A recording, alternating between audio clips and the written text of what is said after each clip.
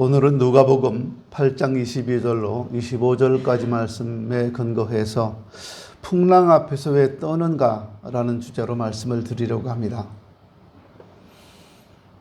가끔씩 우리 이런 경험이 있습니다. 내가 전혀 예상치 않았는데 나한테 큰일이 닥칠 때 있어요. 전혀 준비하지 않았는데 큰일이 닥칠 때 있어요. 그럴 때 우리는 두려워합니다. 이거 어떻게 해야 되나? 방법이 없어서 부모님을 찾아가서 사정을 얘기도 하고 선배나 직장 선배나 혹은 선생님이나 목사님을 찾아가서 이야기하기도 합니다. 지금 내 형편이 이렇습니다. 어떻게 해야 될까요? 근데 여러분의 부모님도 여러분의 선생님도 목사님도 그 누구도 여러분이 당하고 있는 모든 문제에 대해서 해결해 줄 분은 아무도 없습니다. 자기 나름대로 조언을 줄 뿐입니다. 내 경험상 이렇더라. 말씀에 비춰보니까 이렇더라. 조언을 내릴 수 있지만 그 문제를 해결해 줄 수는 없습니다. 이런 일이 우리가 보시는 오늘 본문에 나와 있습니다. 예수님께서 하루는 제자들에게 호수 저편으로 가자. 호수 저편으로 가자. 그리고 배에 함께 타셨습니다. 그리고 배가 출발했어요. 늘 다니던 길입니다. 늘 다니던 호수입니다. 잘 알고 있는 바다입니다. 근데 예수님은 피곤하셨는지 주무셨고요. 그 배에 타고 있던 제자들은 다 그 바다, 그 갈릴리 바다에서 잔뼈가 굵은 어부 출신들이었습니다. 그런데 배가 호수 중간쯤 왔을 때 큰 풍랑이 일어났어요. 그러자 제자들이 죽음의 공포를 느낍니다. 죽을 것 같은 거예요. 숨이 턱턱 막혀요. 지금까지 경험한 상황으로 볼 때 내가 어부로서 이 바다에서 활동하고 경험했던 모든 걸 다 총망라해서 볼 때 이거 위험하다. 이거예요. 더구나 지금 배는 바다 한가운데 있습니다. 큰일 났죠? 그 배가 엄청 큰 배가 아니에요. 제가 이 배를 타봤어요. 큰 배가 아니에요. 그런데 제자들은 급히 주무시는 예수님께로 달려갑니다. 그리고 예수님을 깨워요. 주여, 주여, 우리가 죽겠습니다. 무서워 죽겠다는 거예요. 이 문제를 풀 수가 없다는 거예요. 이것도 우리 객관적으로 생각해 보세요. 여기서 나고 자란 어부 출신이 바다를 잘 알겠습니까? 아니면 목수의 아들이신 예수님이 바다를 잘 아시겠습니까? 당연히 제자들이 더 잘 알아요. 당연히 대처 방법도 제자들이 더 잘 알아요. 그럼 자기들이 주무시는 예수님 보면서 참 피곤하신가 보다. 주무시게 우리가 문제를 해결하자. 자기들이 문제를 풀 수는 없었을까요? 예수님을 안 깨우고 자기들이 그 문제를 해결할 수는 없었을까요? 그렇다고 주무시는 예수님이 일어나 무슨 수가 있을까요? 그리고 제자들은 지금 이 풍랑이 언제 일어나는지 어떻게 일어나는지 처음부터 다 봤잖아요. 예수님은 주무시다가 갑자기 일어나시면 이게 뭐야? 왜 이래? 그러시지 않겠어요? 근데 예수님께 해결해 달라는 거예요. 지금 우리 무서워 죽겠다는 거예요. 왜 제자들은 이렇게 풍랑 앞에 떨었을까요?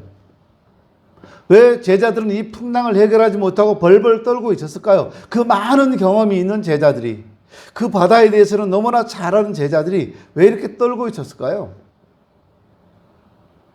가장 중요한 것은요, 예수님 말씀을 믿지 않아서 그래요. 예수님께서는 일어나셔서 풍랑과 바다를 꾸짖어 잠잠케 하셨습니다. 그리고 제자들에게 말씀합니다. 너희 믿음이 어디 있느냐? 오늘 우리도 마찬가지입니다. 말씀에 대한 믿음이 없으면 삶이 불안해요. 어떻게 될지 모르잖아요. 내 미래가 막막하고요. 내 자녀들을 보면서 저 아이들을 어떻게 키워야 할지 답답하고요. 제가 어릴 때는 무조건 공부만 잘하면 됐어요. 무조건 공부만 잘하면 됐어요. 그리고 다 공부 잘하는 사람들은 다 대학에 갔고 서울대 가려고 노력했고, 그때 좋은 대학에 간 사람들은 다 고시 준비했어요. 사법시험 준비하고 행정고시 준비하고. 그래서 공무원들이 하고 한꺼번에 높은 자리에 올라갔어요. 그게 다예요. 근데 지금은요, 부모님들이 공부 잘해라 그래요? 공부에 올인해라 그래요? 우리 이미선 집사님 보니까 애들 몸 벌벌 떨리는 춤, 그것도 막 가르쳐 가지고 애가 유튜브 보니까 막 벌벌 떨고 있어요. 근데 그 어른들이 보고 막 좋다고 또 댓글도 달고 우리 애기 이뻐 이렇게 달고 그랬어요. 근데 애긴 또 그거 배워가지고 아무 데나 벌벌 떨더라고요. 아, 저런 춤도 있구나. 요즘은 공부만 잘하고 안 해요. 운동을 시키기도 하고요. 요즘 뭐 돈 잘 버는 운동 많잖아요. 축구. 공 한 번 잘 차면 1년에 몇백억씩 벌잖아요. 농구. 공만 잘 던져도 돈 잘 벌고, 야구. 공 잘 때리기만 해도. 그런 거 하면 구슬치기 잘해도, 골프. 그 홀컵에다가 공만 잘 집어넣으면 돈 무진장 벌어요. 지난번 어떤 선수가 보니까 국내 대회만 참가한 선수인데 이제 50억, 상금으로만 50억을 벌었다고 그래요. 여러분 50억이면 적은 돈인가요? 1년이면 벌 수 있죠. 그런 정도는. 아무도 대답 안 하시네. 여러분 1년에 50억 못 벌어요? 왜? 벌 수 있기를 바랍니다. 그거 노력하면 안 되나요? 방법 찾아보세요. 땅 파봐라. 동전 한 푼 나오나. 이런 방법. 우리 어른들이 생각했던 방법, 우리에게 가르쳐주신 방법으로 못 벌어요. 요즘 젊은 사람들은요, 기가 막히게 벌어요. 엄청 벌어요. 벌어서 또 그거 잘 쓰고 기가 막히게 또 잃어버리더라고요. 어느 날 엄청 좋은 차 타고 막 그러는데 어느 날 거지 돼 있어. 이게 들쭉날쭉해요. 사는 재미는 있을 것 같아. 근데 하나하나 한 계단 쌓아 올라가는 그런 행복은 없을 것 같아요.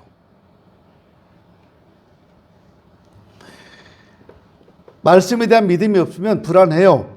우리 가정에 풍랑이 생길 때 우리가 불안에 떠는 이유는 주님의 약속의 말씀을 믿지 못해서 그래요. 오늘 본문에 보니까 예수님께서 호수 저편으로 건너가자 이렇게 말씀합니다. 그럼 건너가는 거예요. 예수님께서 건너가자고 하셨어요. 그 건너가는 거예요. 그거는 맞죠? 못 건너가요?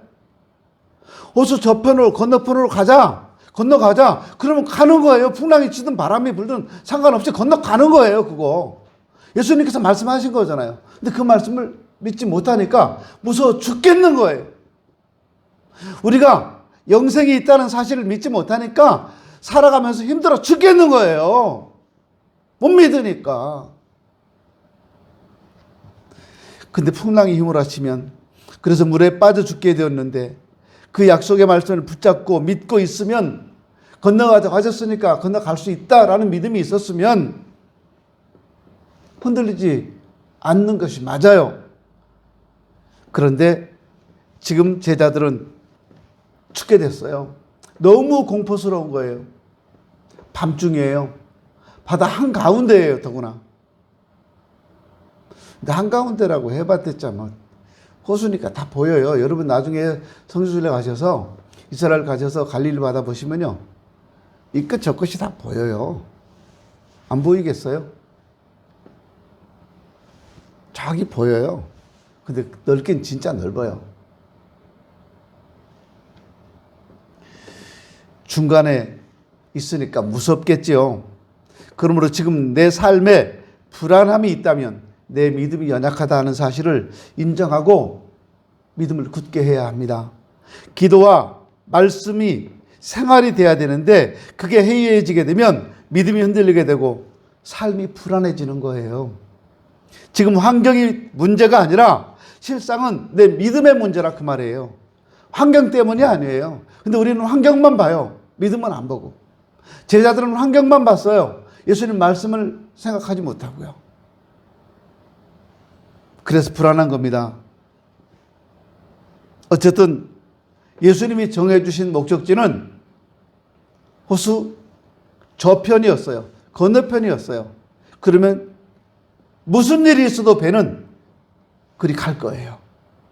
여러분, 우리가 예수님 말씀을 믿는다면, 나를 안전하게 보호해 주시는 주님 말씀 믿는다면, 두려워하지 말라, 놀라지 말라, 내가 너와 함께 한다, 이 말씀을 믿으신다면 무슨 일이 있어도 그분이 우리를 보호해 주시고 안전하게 내 인생의 종착역까지 간다는 사실을 믿고 가셔야 돼요.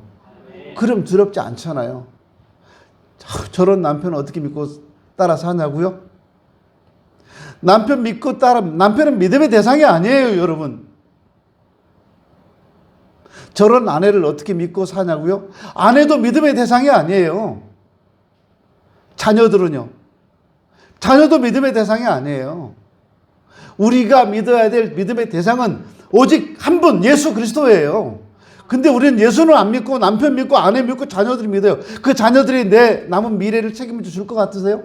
이렇게 고생해서 키웠으니까, 이렇게 힘들게 해서 양육했고 대학 보내줬고 장가 보내줬으니까 그 자녀들이 우리 노후를 책임질 것 같아요? 땡이에요, 땡. 절대로 못해요. 뭐 그럴 자녀들도 있겠죠. 어쩌다가 한두 명 있긴 있겠지만 책임은 안 져요. 왜 안 질까요? 자녀들은요, 몰라요. 부모님들이 나를 위해 얼마나 힘들게 살아오셨는지를 몰라요. 그러니까 감사함이 없어요. 부모가 자녀에게 해준 거는 너무 당연하게 생각해요. 당연하게 받아들이고, 그러니까 당연하게 맡겨놓은 돈 달라고 하는 것처럼, 엄마 나 돈 10,000원만, 엄마 나 1,000원만, 10,000원만 맡겨놨어 돈? 근데 달라고 그래요. 부모님은 줘요. 안정막 됐어요. 지가 돈 맡겨놨냐고. 돈 달라고 하면, 자녀들이 돈 달라고 하면 그래 보세요. 너 엄마한테 돈 맡겨놨었니? 얼마 맡겼지? 아, 작년에 세뱃돈 받은 거 그거 다 썼는데. 너 밥 먹은 거, 반찬 산 거, 너 지난번에 간식 사 먹은 거, 그거 돈 다 나갔는데? 이제 네 돈 없는데? 한번 해보세요. 애들이 뭐라 그러나. 그러니까 자녀들이 맨날 우리 엄마한테 돈이 가면 안 들어온대. 세뱃돈 엄마가 가져가면 안 나온대. 지들이 가져가는 거 생각 안 하고 맡긴 것만 생각. 평생 지네들이 벌어봤자 세뱃돈 한 번 버는 거 가지고 1년에 한 번씩. 그거 가지고 1년 내내 울고 먹고 또 울고 먹고, 우리 엄마는 돈만 가져가면 안 준다고. 안 내나 봐. 그거 말고 다른 돈이 있나? 그리고 좀 자라서 아르바이트하고 일하게 돼서 월급 받으면 다 자기 주머니로 들어가지 부모님 안 줘요. 자녀는 믿음의 대상이 아니에요, 여러분. 우리가 보호하고 우리가 지켜주고 양육하고 우리가 사랑해야 될 대상이에요. 혼돈하지 마십시오. 우리가 믿어야 될 대상은 예수 그리스도입니다. 하나님의 계획은 다 이루어집니다. 그러니까 그 계획에 동반자로 우리가 초청된 사실을 안다면 평생을 벌벌벌 떨면서 두려워하지 말고 당당하게 살아가십시오. 결국은 내 믿음의 문제입니다. 지금 예수님이 내게 지시하신 호수 건너편이 어디인가 한번 생각해 보세요. 우리 각자가 받은 사명이 있을 거예요. 우리 공동체, 우리 서인천 제일교회가 우리 주님께 받은 사명이 있을 거예요. 그 사명이 무엇인가? 내가 받은 사명이 무엇인가를 생각해 보세요. 우리 모두에게 똑같은, 또 각자가 받은 목적지가 있어요. 그런데 풍랑이라고 하는 것은요, 일어나게 되어 있어요. 언제일지 모르지만 일어납니다. 갈릴리 호수에 벼랑간 풍랑이 일어나듯이 우리 삶에도 벼랑간에 광풍 같은 게 다가오게 되어 있어요. 그게 인생이고, 그게 사는 거고 그게 삶이에요. 금방 좋아 죽겠던 사람이 어느 날 엄청 꼴보기 싫고 금방 사랑한다고 말했던 사람들이 어느 날 등 돌리고서 다시는 얼굴도 안 볼 것처럼 싸우고 돌아서게 되어 있어요. 그게 인생이고 그게 삶이에요. 그런 풍랑이 없다면 인생이 얼마나 좋겠어요. 좋아 죽고 못 살아서 결혼했는데 결혼하고 조금 살다가 못 살겠다고 막 난리치고 그러잖아요.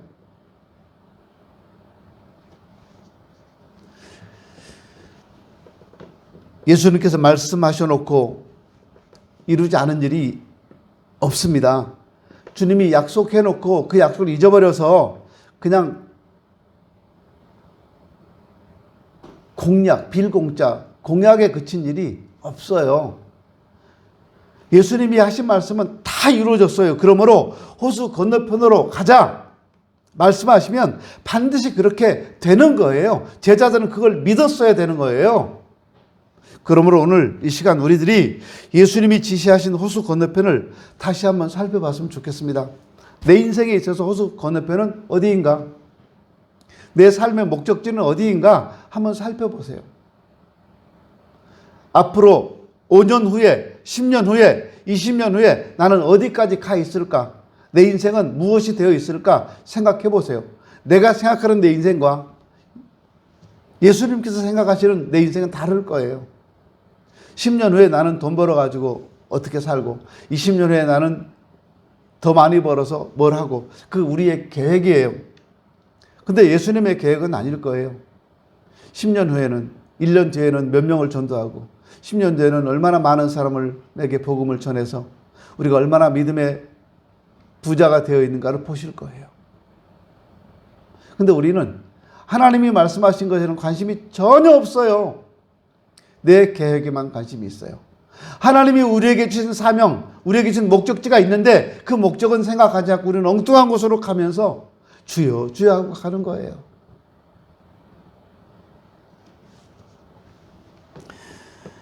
예수님이 말씀하셨으면 반드시 이루어집니다. 네가 어디로 가든지 내가 너와 함께 하리라. 주님 그렇게 말씀하셨습니다. 그러면 우리가 어디로 가든지 그분이 함께 하시는 거예요. 풍랑이 쳐도 비바람이 몰아쳐도 절대 물에 빠져 죽지 않는다니까요. 호수 건너편까지 가야 되니까. 내가 예수께 받은 말씀은 반드시 현실이 된다는 사실을 잊지 마십시오. 우리는 어떻게 주님 말씀을 분별할 수 있습니까? 각자 기도하는 중에 분별할 수도 있고 성경을 읽는 중에도 혹은 설교를 듣거나 다른 사람과 대화를 통해서도 주님 말씀을 들을 수 있습니다. 근데 그것이 진짜 주님의 음성인지 아닌지 어떻게 알아요? 한 가지는 이렇습니다. 주께 받은 말씀이면 마음에 기쁨이 있고요. 기도가 계속 나오게 되어 있어요. 그 말씀을 가지고 며칠을 기도할 수도 있고 평생을 기도할 수도 있어요. 까먹으려고 해도 안 까먹어져요. 하나님이 주신 거는. 그런데 주님께 받은 말씀이 아니고 나 스스로 자체 생산한 말씀이라면 그 말씀 가지고 기도해도 오래 못 갑니다. 며칠 하다 중단하고 잊어버려요. 기도도 안 되고요. 그래서 주께 받은 말씀 붙들고 기도하는 동안에 풍랑이 찾아오는데 그때 믿음으로 이기고 불안에 떨지 말자는 겁니다. 그리고 호수 저편으로 계속 배를 저 가면 되는 거예요. 풍랑이 친다고 배가 안 나가는 건 아니잖아요. 우리 찬송 중에도 그 풍랑이 인연화해서 더 빨리 갑니다 찬양도 부르잖아요. 내 인생에 어려움이 찾아오면 그 어려움을 통해서 내 인생이 새로워지기도 하고요. 그 어려움을 통해서 내가 좀 더 빨리 나아가기도 해요. 빨리 성숙하기도 하고요. 아픈 만큼 성숙한다고 하잖아요. 근데 초신자들은 나는 예수님께 받은 말씀이 없습니다 할 수도 있어요. 근데 신기한 거는요. 10년을 다니고 20년을 교회를 다녔는데도 건성으로 다니는 분들은 이런 똑같은 고백을 해요. 나는 하나님께 받은 말씀이 없습니다예요. 건성으로 다녀서 그래요. 건성으로. 그래서 우리의 기도와 말씀으로 주님과 개인적인 교제의 시간을 가져야 하는 이유가 여기 있는 겁니다. 기도해야 될 이유가 여기 있고 말씀을 계속해서 묵상해야 될 이유가 여기 있는 거예요. 그래야지 하나님의 뜻을 아니까. 그래야 내 인생의 항로를 바로잡고 나아갈 수 있잖아요. 사도 바울이 로마를 향해 항해하는 중에 유라굴로라고 하는 광풍을 만났습니다. 그러나 사도 바울은요, 자기가 로마에 간다는 걸 분명히 확신했어요. 하나님께서 말씀하셨으니까, 주님 말씀하셨으니까. 주님이 밤에 바울 곁에 서서 그 사실을 재차 확인시켜 주십니다. 사도행전 27장에 나오는 말씀이에요. 그러니까 풍랑이 아무리 일어나서 그 폭풍이 바울 일행을 죽이려고 달려들어도 바울은 안심하는 거예요. 그런데 이런 주님의 음성을 못 듣는 사람, 못 믿은 사람은 백부장이 선장과 선주의 말을 바울의 말보다 더 믿더라. 사도행전 27장 11절 말씀처럼 그렇게 되는 거예요. 하나님 말씀보다 사람들의 말을 더 믿는다는 거예요. 전문가잖아요, 목사님. 저 사람은 그 방면에 전문가예요. 전문가 좋지요. 전문가 말을 들어야 되겠죠. 그러나 여러분, 신앙은 종종 상식을 초월할 때가 있습니다. 매번 그렇다는 건 아니고요. 종종 신앙은 상식을 초월합니다. 정말 아닌데 믿음으로 다 가능한 게 있어요. 우리가 상식적인 차원에 머물면서 언제나 전문가의 의견만 듣지 말고 하나님의 음성을 들어야 합니다. 그래야 그대로 되니까. 그것이 믿음이니까. 제가 종종 다른 교회 가서 설교할 때라든가 할 때 이런 간증을 해요. 우리 교회가 개척되고 정확하게 1년 만에 건물이 경매가 넘어가서 우리는 거기 들어있던 보증금과 인테리어 비용, 그때 IMF 때인데요, 1억 2천만 원을 모두 다 날리고 한 푼도 받지 못한 채 그 건물에서 쫓겨났습니다. 그렇게 잘 나오던 성도들 다 떠나서 안 나오고 몇몇 분 남았습니다. 그때 우리가 가진 돈은 100만 원밖에 없었습니다.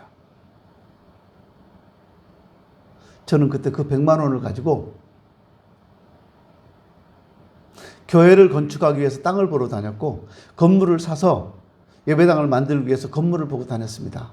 그렇게 말해요. 진짜였어요.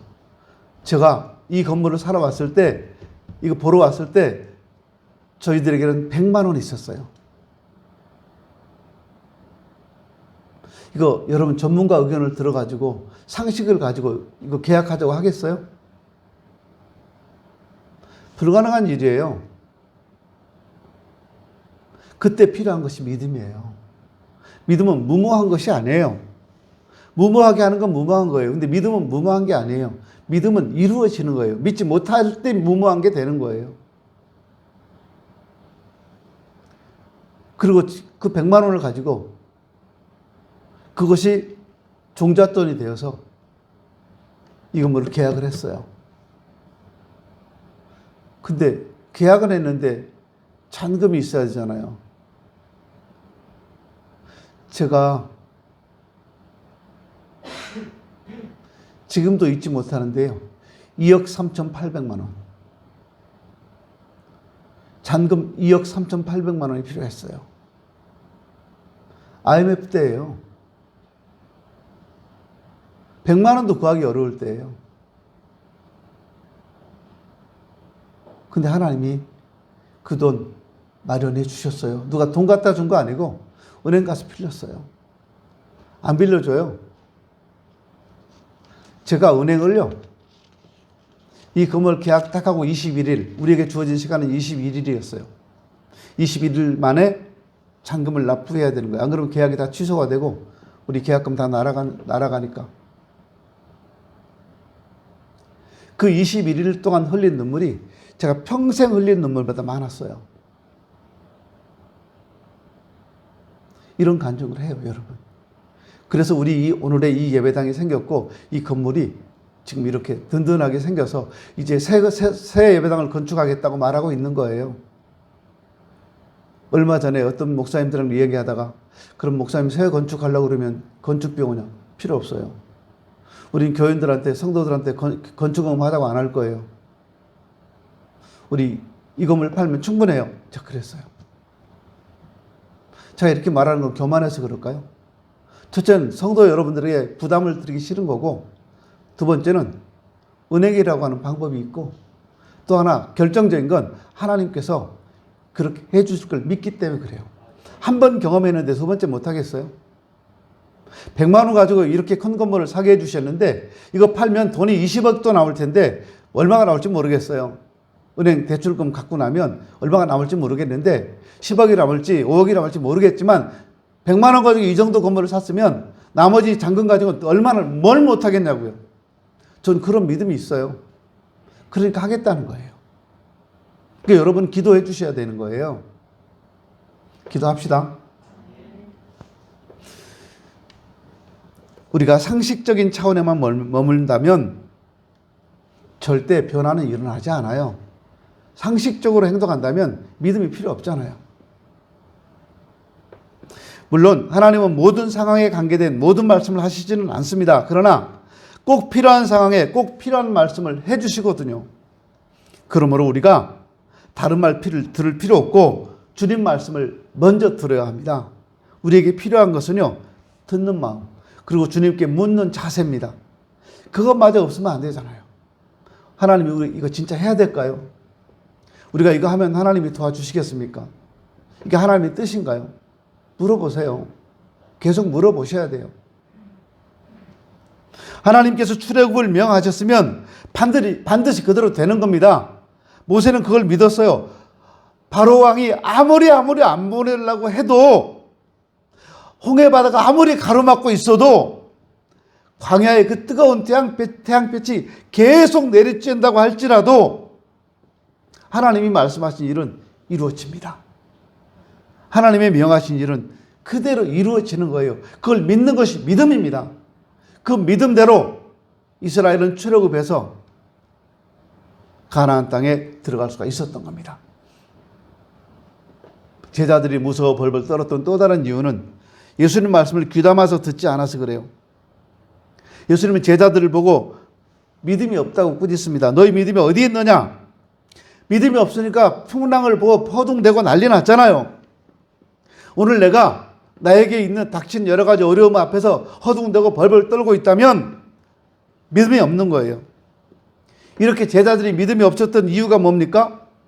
믿음은 들음에서만 나며 들음은 그리스도의 말씀으로 말미암는다고 성경은 말하는데, 이 제자들은 주님 말씀을 귀담아 듣지 않아서 그래요.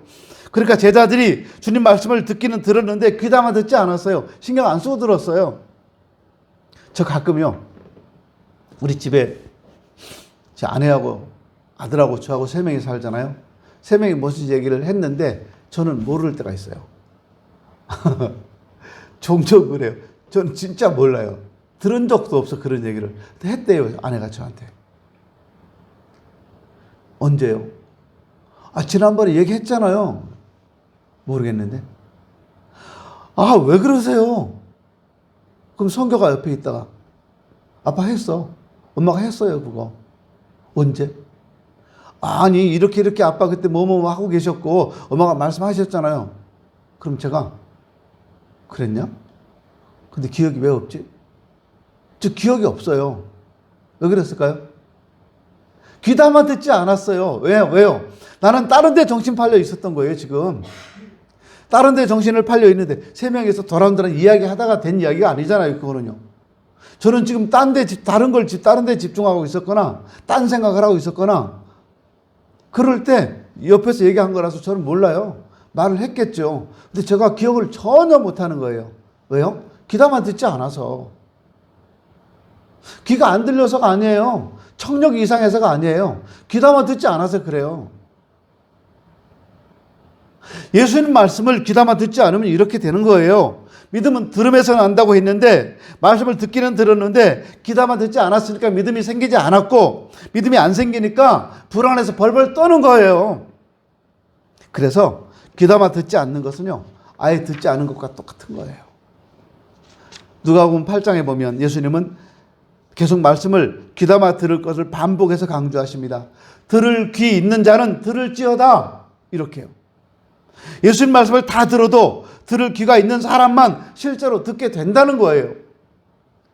9절부터 예수님은요, 길가에 돌짝밭에 가시떨기에 떨어진 씨를 말씀하시는데, 그들도 모든 말씀을 들은 사람들이잖아요. 안 들은 게 아니고 들었어요. 이 세 가지 밭은 말씀을 들었지만 결국은 안 들은 것과 똑같았어요. 말씀을 귀담아 듣지 않았기 때문이고, 그래서 말씀을 행하지 않았어요. 그러니까 돌짝밭 같은, 길가 같은, 가시덤불 같은 마음이 된 거예요. 내 모친과 내 동생들은 곧 하나님 말씀을 듣고 행하는 이 사람들이라 예수님은 그렇게 말씀합니다. 이렇게 누가복음 8장에서 예수님은 말씀을 듣는 것에 대해서 계속해서 강조하십니다. 또 오늘 8장 본문에도 보니까 제자들이 풍랑을 만나 야단 법석을 떤 것은 결국 거슬러 올라가면 말씀을 듣는 것에 문제가 있었다는 거예요. 호수 건너편으로 건너가자 라는 말씀을 귀담아 들었다면 우리는 호수 건너편으로 갈 것이라는 믿음이 생겼을 거예요. 그러면 풍랑이 쳐도 안전했을 거예요. 야, 풍랑아 그만 쳐라, 우리가 어차피 건너간다, 이렇게요. 근데 믿음이 없으니까 벌벌 떨었고, 예수님은 믿음 없음을 책망하셨던 겁니다. 우리 마찬가지예요, 여러분. 우리가 많은 말씀을 들어도 이 제자들처럼 예수님 말씀을 귀담아 듣지 않으면 믿음은 안 생겨요. 그럼 내 삶에 어려움이 닥쳐오면 벌벌 떨게 되는 거예요. 무서워 죽게 되는 거예요. 우리가 많은 말씀을 듣지만 귀담아 듣는 말씀만 내게 믿음이 생기게 하고요. 그래서 내게 믿음이 생길 때만 풍랑이 와도 불안에 떨지 않는 거예요. 왜요? 믿음이 생겼으니까. 믿음이 있으니까. 예수님께서 그동안 그렇게 많이 말씀하셨던 모든 것들이 마치 의미 없었다는 것처럼, 마치 아무것도 아니었다는 것처럼, 그동안 주님께서 10년, 20년, 30년 동안 내게 보여주셨던 그 모든 은혜와 사랑이 마치 아무것도 아니었다는 것처럼 우리 그렇게 신앙생활을 하고 있다는 겁니다. 그래서 문제만 생기면 절망에 빠져요. 거기 푹 숙이고 교회 안 나와요. 문제가 생기면 더 열심히 나와야 되는데 문제가 생기면 제일 먼저 교회부터 안 나와요. 그래서 어떻게 그 문제를 풀어가겠어요? 제가 수도 없이 하는 얘기예요. 근데 다 맞을 거예요. 문제가 생기면 더 열심히 나와야 되는데 문제 생기면 그때부터 교회를 안 나와요. 그분들은 문제 해결 못해요. 신앙에서 점점 멀어질 뿐이에요. 그러니까 나한테 문제가 생기면 더 열심히 나오십시오. 더 열심히 나오셔서 더 열심히 기도하셔야 돼요. 그래서 저는 우리 성도님들이 문제가 하나도 없으니까 정말 다 평안하고 그러니까 기도도 안 하시는구나, 저는 그렇게 믿어도 될까요? 대답도 안 하시네. 문제만 생기면 아주 패닉 상태가 돼요. 절망에 빠져서 어떻게 할 줄을 몰라요. 그래서 예수님은 오늘도 우리에게 책망하십니다. 너희 믿음이 어디 있느냐? 오늘 우리가 이런 책망을 듣는 것은 말씀의 홍수 시대에 많은 말씀을 듣지만 마치 제자들처럼 한 귀로 듣고 한 귀로 흘려버렸기 때문에 그래요. 귀담아 듣지 않아서 그래요. 주여 우리가 죽게 되었나이다. 근데 주님은 지금 주무시는 겁니까? 우리 죽게 됐는데. 만약 우리가 이렇게 기도한다면 내가 지금 평소에 주님 말씀을 귀등으로 들었구나, 흘려들었구나, 이렇게 생각하시면 될 겁니다. 과거에 예수님 말씀하셨던 그 무수한 말씀들, 그 주님께서 우리에게 보여주셨던 은혜와 사랑, 그것이 마치 아무것도 아닌 것처럼 지금 우리 그렇게 벌벌 떨고 있는 거예요. 네가 어디로 가든지 내가 너와 함께하리라 말씀하셨는데 그 말씀을 귀뚱으로 들은 거예요. 그러니까 못 믿는 거예요. 생각이 안 나는 거예요. 네가 불 가운데로 지날 때 불이 너를 사르지 못할 것이고 네가 물 가운데로 지날 때 물이 너를 침몰치 못할 것이다. 주님 말씀하셨어요. 근데 우리 그 말씀을 못 믿어요. 그러니까 생각이 안 나는 거예요. 그래서 벌벌 떠는 거예요. 아이들이 문제가 생기면 벌벌 떨고 어떻게 해야 되냐고. 어떻게 해요? 기도하면 되죠. 어떻게 해요? 하나님께 맡겨야죠. 예수님이 누구신지 정확히 몰랐던 제자들은 그래서 벌벌 떨게 됩니다. 그래서 본문 25절에 보니까 저희가 두려워하고 기이 여겨 서로 말하되 이 사람이 누구에게 바람과 물을 명하며 순종하는가? 기이 여겼다. 이상하게 여겼다. 저가 뉘기에 저 사람이 누구이기에 이 말이잖아요. 이런 말들은요. 제자들이 예수님과 늘 함께 지냈지만 예수님에 대해서 몰랐다는 말을 드러내고 있는 거예요. 우리가 10년, 20년, 30년 신앙생활 했는데 예수님이 누군지 모르는 분들이 진짜 많아요. 예수님은 우리가 찬송할 때 찬송가 가사에만 등장하는 분이 아니에요. 설교할 때 목사님 혼자서 외치는 이름이 아니에요. 지금 우리의 삶에 늘 함께 하시고 내 손 붙들고 지금도 내 인생을 함께 걸어가시는 분이 예수님이에요. 그걸 믿으셔야 되는 거예요, 여러분. 그럴 때 우리에게 문제가 찾아오고 어려움이 찾아와도 우리는 놀라지 않아요. 왜냐하면 그분이 계시니까. 우리 어릴 때 우리 엄마 아빠는 세상에서 제일 힘이 센 줄 알았어요. 동네 사람 다 이기고 아는 세상 사람 다 이기고 우리 아빠 최고, 우리 엄마 최고 그런 줄 알았어요. 근데 어느 날 저희 아버님이요, 동네 어르신 앞에 90도로 절을 하시는 거예요. 그 어르신이 저희 아버지한테 잘 있었어? 요즘 일은 잘 되고 있어? 그러니까 예 어르신 그래요. 그때 제가 어린 마음에 굉장히 상처가 됐어요. 어떻게 우리 아버지한테 반말을 하지 저 사람이? 이렇게요. 아버지는 왜 저 사람한테 고개를 숙이지? 여러분, 예수님이 우리에게 하신 말씀, 그리고 예수님이 나와 함께 하신다는 걸 내가 믿는다면 되는 거예요. 우리 부모님이 최고가 아니라 예수님이 최고예요.